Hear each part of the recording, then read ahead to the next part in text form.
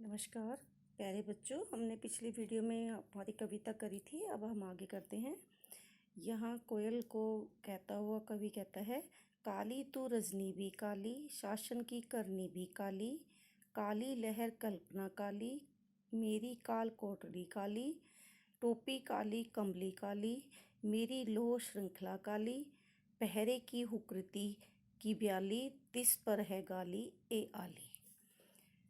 कवि कह रहा है कि काली तू है, क्यों कोयल का रंग काला होता है।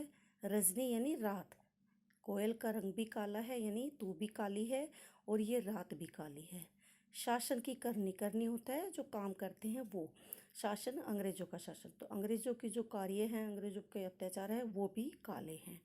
काली लहर कल्पना काली, और जो देश में जो लहर चल रही है आज़ादी की और उसकी कल्पना है अंग्रेज़ों को भगाने की, वो भी अंग्रेज़ों के लिए काली है। और काली जो लहर चल रही है देश में लोगों का, जो अंग्रेज़ों का अत्याचार है, वो लहर जो है अत्याचार की, वो भी काली है और उनकी कल्पना भी काली है। मेरी काल कोठरी काली, जो कवि जिस काल कोठरी में बंद है वहाँ कोई खिड़की नहीं है और ना ही कोई झरोका है, कोई भी रोशनी का आने का कोई भी माध्यम नहीं है, इसलिए कवि उसमें अंधेरा रहता है, इसलिए उसको भी काल कोठरी को भी वो काली बताता है। टोपी काली, जो कवि ने टोपी पहन रखी है अपने सिर के ऊपर, उसका रंग भी काला है। कमली काली, कम्बल जो उसने ओढ़ रखा है वो भी काला है, क्योंकि कैदियों को ओढ़ने के लिए कंबल दिया जाता है, तो कवि यही वही बात बता रहा है यहाँ कि जो मेरे पास कंबल है उसका रंग भी काला है। मेरी लो श्रृंखला काली, और जो कवि को के हाथों में जो हथकड़ी पहना रखी है वो भी लोहे से बनी हुई है और उसका रंग भी काला है।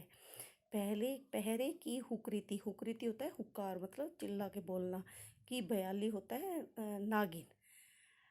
पहरे पर जो पहरेदार हैं उनकी हुकार जो है वो भी नागिन के समान डसने वाली है, मतलब वो भी काली है। उनकी जो गालियाँ होती हैं वो भी तिस पर है गाली, तिस पर, उसके ऊपर जो पहरेदार है वो भी उनको गाली ही दे रहे हैं। इसलिए हे सखी, तू बता कि तू यहाँ क्यों आई है।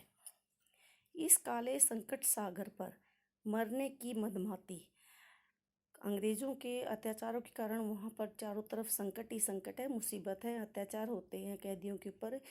तो कवि कहता है कि तू यहाँ संकट के सागर में यहाँ मरने के लिए क्यों आई है। हे मतवाली, तो मस्ती से भरी हुई गाती है, तो हे कोयल बोलो कुछ तो बोलो, अपने चमकीले गीतों को क्यों कर हो तैराती। कोयल बोलो, तो तुम तो अपने मधुर स्वर से गाती हो और सबका मन मोहती हो। तुम यहाँ गा गा कर सब इस कैद में, इस जेल के ऊपर से क्यों मंडरा रही हो। क्यों तैराती होता है मंडराना, तू यहाँ क्यों गा रही हो। हे कोयल कुछ तो बोलो, कुछ तो बताओ। मुझे मिली हरियाली डाली, फिर तुझे मिली हरियाली डाली, मुझे नसीब कोटरी काली। कवि यहाँ फिर अपने रहने की जगह को और जो कोयल है उसके रहने की जगह की तुलना करता है, उसके बारे में बताता है कि कोयल को कहता है कि तुझे तो हरी हरी डाली मिली है, हरे हरे पेड़ों पर तू रहती है, तो तेरा तो घर जो है, तेरा जो बसेरा है वो हरे हरे डालियाँ हैं। मुझे नसीब कोटड़ी काली, लेकिन जो मैं जहाँ रहता हूँ, जो नसीब होता है तकदीर, किस्मत, मेरी किस्मत में तो ये काल कोटड़ी है जो काली है, जहाँ कोई भी रोशनी नहीं आती, जिसका रंग गहरा काला है। तेरा नभ भर में संचार, नभ भर होता है आसमान, नभ और संचार होता है आना जाना, और तू तो खुले आकाश में घूमती है, तेरा तो घूमना फिरना है वो खुले आकाश में है, अर्थात तू आज़ाद है। मेरा 10 फुट का संसार, और जो जेल में जो कवि जहाँ है उस जेल का जो में जो उसकी कोठड़ी है, जहाँ जिस कमरे में वो रह रहा है वो 10 फुट का की ही कोठड़ी है, तो वो कह रहा है कि उसे बाहर तो निकलने नहीं दिया जाता, तो उसका संसार तो केवल 10 फुट की के कमरे के अंदर ही इर्द गिर्द घूमता है, और कोयल को खुला आकाश मिला हुआ है जहाँ वो कहीं भी घूम पर सकती है। तो कवि वह यही बात ये कह रहा है कि तेरा तो आकाश भर में, पूरे आसमान में, खुले आकाश में घूमना फिरना है, और मेरा तो जो संसार है दिन और रात है वो यही 10 फुट का कमरा है।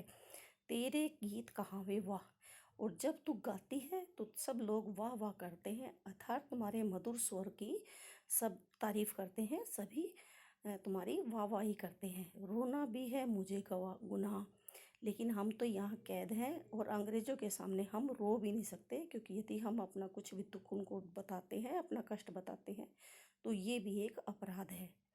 देख विषमता तेरी मेरी, विषमता होता है अंतर, तेरी और मेरी विषमता को देख, अंतर को देख, बजा रही तिस की रणफेरी, फिर भी तू यहाँ युद्ध की रणफेरी बज रही है। हे कोयल, तू यहाँ से चली जा, तू यहाँ पर मत रह, यानी यहाँ खतरा है, यहाँ अत्याचारों का बोलबाला है, तो तेरी और मेरी बहुत ज़्यादा असमानता है।